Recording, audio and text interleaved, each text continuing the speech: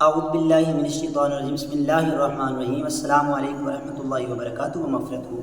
آپ دیکھ رہے ہیں اسلامک ٹی وی 786 ربیع الاول شریف کے متعلق قرآن و حدیث کے مطابق جو دلائل پیش کر کے بتائیں کہ کیا میلاد منانا قرآن و حدیث سے سنت ہے، ثابت ہے، قرآن و حدیث سے ثابت ہے، کیا حدیث مبارکہ سے یہ ثابت ہے حضور کا میلاد کرنا۔ تو الحمدللہ ثم الحمدللہ ہم سب سنی ہیں، سرکار کا میلاد کرنے والے ہیں، کیونکہ تاجدار ختم نبوت زندہ باد زندہ باد زندہ باد، کیونکہ نثار تیری چہل پہل پہ ہزار عید ربیع الاول، سوائے ابلیس کے جہاں میں سبھی تو خوشیاں منا رہے ہیں، سبھی تو خوشیاں منا رہے ہیں۔ اللہ رب العزت احکم الحاکمین نے سرکار دو عالم صلی اللہ علیہ وآلہ وسلم کی تعریف اور حضور علیہ السلام کی عزت کے لیے اللہ پاک نے قرآن میں فرمایا وَرَفَعْنَا لَكَ ذِكْرَكَ کہ اے محبوب ہم نے آپ کے ذکر کو بلند کیا۔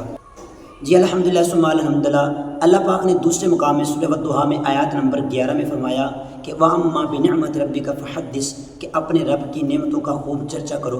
تو دنیا میں جتنی بھی نعمتیں ہیں، تمام نعمتوں سے بڑھ کر سب سے بڑی نعمت یہی ہے کہ اللہ تعالیٰ نے ہمیں اپنا محبوب عطا فرمایا۔ تو اس سے بڑھ کر اور نعمت کیا ہو سکتی ہے کہ جس کے متعلق اللہ نے قرآن میں فرما دیا کہ میری نعمتوں کا خوب چرچا کرو۔ تو سب سے تمام نعمتوں سے بڑھ کر جو بڑی نعمت ہے وہ یہی ہے کہ اللہ تعالیٰ نے ہمیں اپنا محبوب عطا فرما دیا۔ اللہ نے فرمایا سورہ یونس میں آیت نمبر 58 میں قُلْ بِفَضْلِ اللَّهِ وَبِرَحْمَتِهِ فَلِذَلِكَ فَلْيَفْرَحُوا، اللہ نے فرمایا کہ آپ اللہ پاک کا جو فضل ہے، کرم ہے اور رب کی رحمت پر خوشیاں مناؤ۔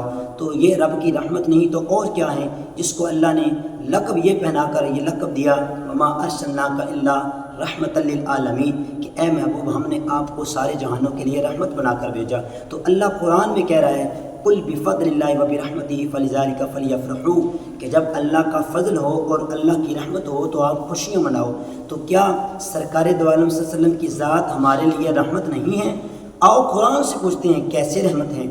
تو رحمت اسی طرح ہے، اللہ نے فرمایا وَمَا أَرْسَلْنَاكَ إِلَّا رَحْمَةً لِلْعَالَمِينَ اے محبوب ہم نے آپ کو دو جہانوں کے لیے رحمت بنا کر بھیجا۔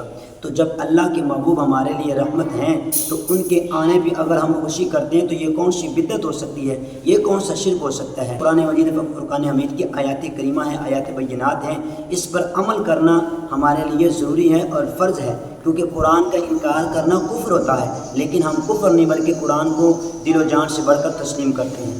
اللہ پاک نے سورہ آل عمران میں فرمایا آیات نمبر 164 میں اللہ فرمایا کہ قُلْ بِفَضْلِ اللَّهِ وَبِرَحْمَتِهِ فَلِذَلِكَ فَلْيَفْرَحُوا اللہ رب العزت احکم الحاکمین نے فرمایا کہ میں نے مسلمانوں پر احسان کیا کہ ان میں نے اپنا رسول بھیجا۔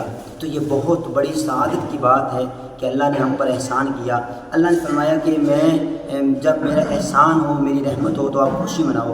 آپ اللہ تعالیٰ کا یہ فرمان علی شان ہے، تو رب کا فرمان ہم سب کے لیے ایک بہت بہترین ایک سمجھ لو کہ ایک پیغام ہے اور یہ حکم خدا بندی ہے۔ اس کو اگر ہم تسلیم کریں گے، اس کو مانیں گے تو قرآن پر عمل ہوگا، اور اگر ہم اس کو نہیں مانیں گے تو قرآن کا انکار ہوگا، اور اگر قرآن کا انکار کرتے ہیں تو ہم کافر ہوں گے۔ حضرت امام شافعی فرماتے ہیں جس نے سرکار کا میلاد کیا وہ کل قیامت والے دن صالحین اور نیکوکار لوگ اور متقین لوگوں کے ساتھ ہوگا۔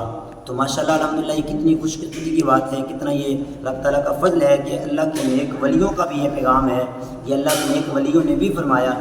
تو اگر فرشتے جو ہیں نا وہ خود میلاد کر رہے ہیں، حضور کے صحابہ کر رہے ہیں، حضور علیہ السلام خود اپنی تعریف حضرت حسان بن ثابت سے سن رہے ہیں، تو کیا یہ میلاد نہیں تو اور کیا ہے؟ جہاں جہاں ذکر خدا وہاں وہاں ذکر مصطفیٰ، یعنی اللہ پاک نے قرآن پاک میں الحمدللہ کی الف سے لے کے والناس کی سین تک جہاں ذکر خدا ہو رہا ہے وہاں ذکر مصطفیٰ ہو رہا ہے۔ میں تو یہی کہوں گا کہ پورے قرآن میں حضور کا میلاد ہی ہوا ہے، کہیں حضور کے زلف واللیل کی باتیں ہو رہی ہیں، کہیں حضور کی ماشاءاللہ ماذا کے قادر کا ذکر ہو رہا ہے، کہیں حضور کی ماشاءاللہ سینے کی بات ہو رہی ہے، کہیں حضور علیہ السلام کے ید اللہ ہاتھوں کی باتیں ہو رہی ہیں۔ تو یہ سب میلاد نہیں تو اور کیا ہے؟ الحمدللہ ہم سنی سرکار علیہ السلام کا میلاد قرآن و حدیث کے مطابق مناتے ہیں، اور جو مناتے ہیں وہ مناتے رہیں گے، رہے گا یوں ہی ان کا چرچا رہے گا، رہے گا یوں ہی ان کا چرچا رہے گا۔ تاجدار ختم نبوت زندہ باد زندہ باد۔